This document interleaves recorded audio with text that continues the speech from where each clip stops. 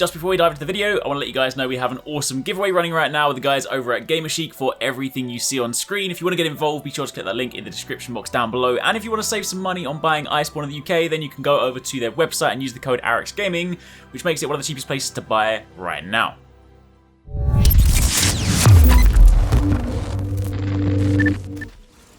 Hey, what's going on guys? Arekkz here. Welcome back to another video for Borderlands 3.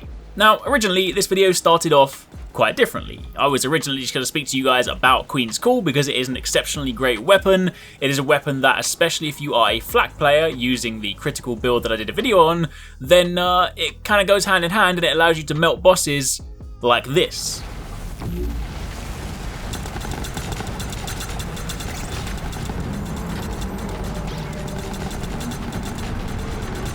However, that footage is a little out of date. You see, yesterday there was a hotfix, and I made this video on Friday morning because I was going to schedule it for Saturday so that I can chill for the weekend and just give you guys things to watch. That's kind of what you do when you create content, right? Planning ahead.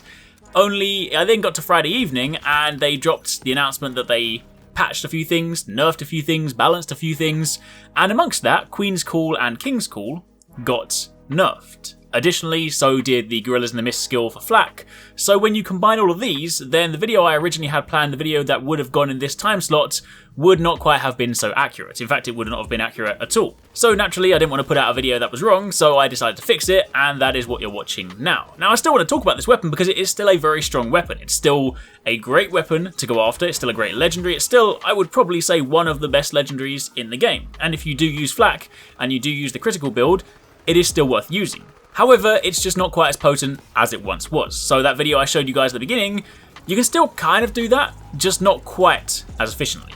So let's take a look at it.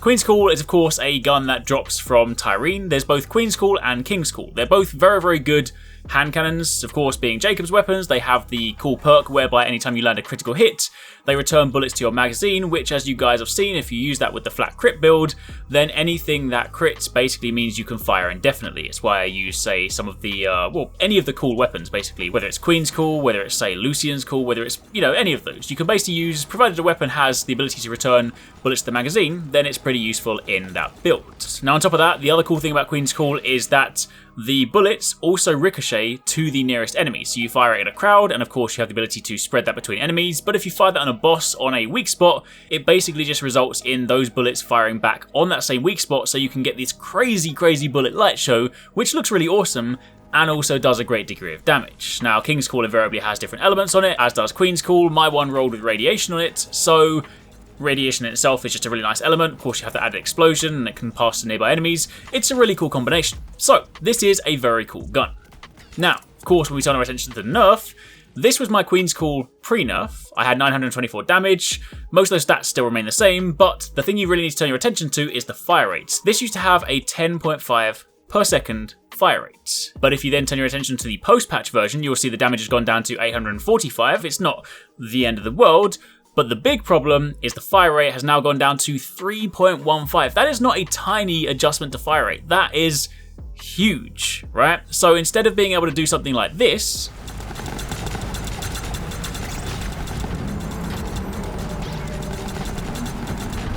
it instead looks a little something like this.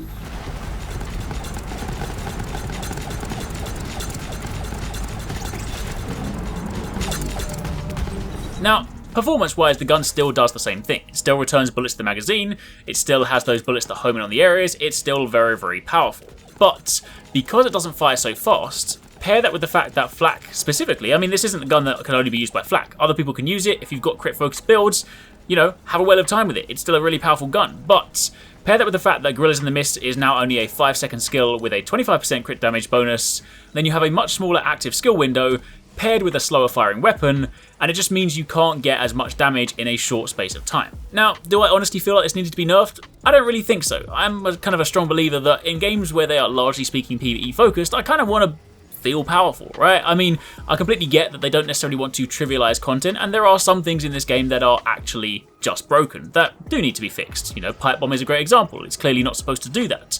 But honestly, when you get to a position where, you've got a really nicely set up build with, a really good weapon, and you can just melt bosses, it's a PvE game, right? You're not really hurting anybody, and also Borderlands is not exactly the most serious game in the world, so I kind of don't mind that I can be stupidly powerful, firing a pistol into a crazy boss, and just seeing its health bar melt. But regardless, these are the cards we've been dealt, the nerf is active, the patch has gone live, so we can't really do much. So to turn our attention back to the weapon, it is still a great weapon. For those of you guys that want to get it, as mentioned, you can farm this from Tyrene. You can of course go over to Promethea, go to the respective fast travel point, and you can then farm her on repeat. She has a chance to drop both Queen's Call and King's Call, both of which are great weapons, both of which will synergize very nicely with Flak's build, which is still strong. Don't get it twisted, it's not suddenly got to the point where Flak is no longer strong. Flak is no longer like crazy powerful. He can still dish out insane damage. He can still do basically what he did before.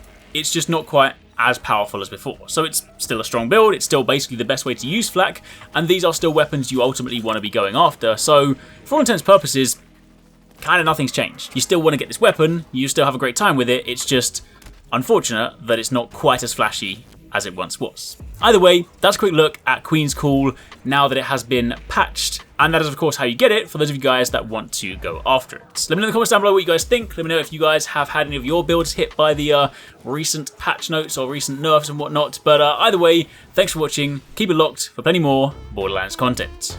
I really hope you guys enjoyed that video. Remember to hit that subscribe button and also click on the little bell icon to turn on notifications so you don't miss my next upload. Also, don't forget, you can check out 269 and Paradise Central streaming over on Twitch 6 days a week. You can find a link to the multi-stream in the description box down below. Be sure to drop by and get involved. Thanks again for watching. Take it easy. Catch you next time. Peace out.